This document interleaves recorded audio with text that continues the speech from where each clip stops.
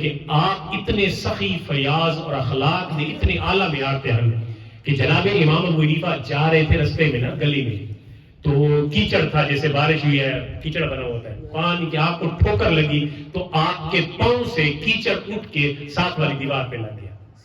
اب تو ہم گاڑی پہ ہوتے ہیں نا تو ساتھ پیدل چلنے والے اور موٹر سائیکل والوں کا خیال نہیں کرتے اور جناب دبا کے چلے جاتے ہیں، چاہے وہ گر جائے، چاہے اس پہ کیچڑ، اس کے کپڑے پلید ہو جائے، کبھی بھی ہمیں احساس نہیں ہوتا۔ ان چیزوں کا خیال کیا کرو۔ تو جیسے ان کو ٹھوکر لگی تو کیچڑ دیوار پہ۔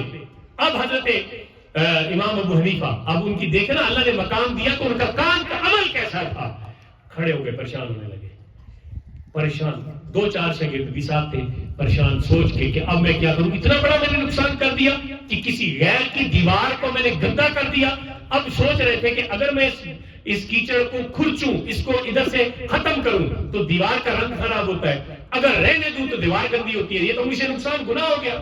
اتنی دیر میں دروازہ کھلا اور اس صاحب مکان، وہ گھر والا باہر نکلا۔ اتفاق سے وہ گھر والا یہودی تھا ایک، اور دوسرا اتفاق یہ تھا اسی حضرت نے امام ابو حنیفہ سے ادھار لیا ہوا تھا، کیونکہ امام ابو حنیفہ عالم بھی تھے اور تاجر بھی تھے۔ اور تب مولوی کوئی کاروبار چکرے تب پورے علاقہ آدھا یہ مولوی اے جناب دکانہ چلائی بیٹھتے ہیں، اے جناب کاروبار کرتے ہیں۔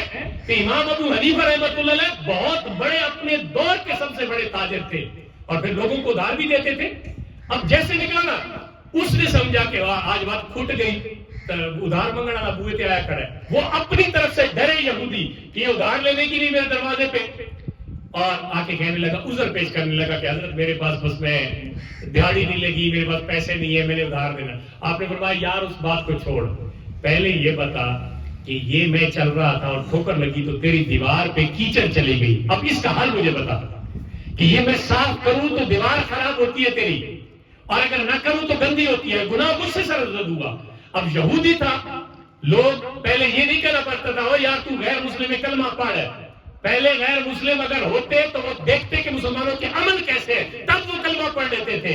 یہودی کہنے لگا او یار چھوڑ ساری باتوں کو، دیوار کو بھی چھوڑ، ہر چیز کو چھوڑ، پہلے مجھے کلمہ پڑھا، جس دین کا تم پڑھنا ماننے والا ہے وہ اتنا خوبصورت دین ہے تو میں یہودیت کیوں اپناؤں، پہلے مجھے کلمہ پڑھا، بعد میں ساری باتیں کریں گے۔ یہ ان کی میں نے ایک صرف بات، وہ ہزاروں باتیں، صرف ایک بات ذکر کی ہے کہ ان کے عمل ایسے تھے کہ کافر بھی دیکھ کر کلمہ پڑھ لیتے تھے۔ اللہ تعالی ہم سب کو ان مقدس ہستیوں کا محبت کرنے والا بنائے اور ان کی صحیح طریقے سے پیروی کرنے کی توفیق عطا فرمائے۔ وما علیہ الا البلاغ۔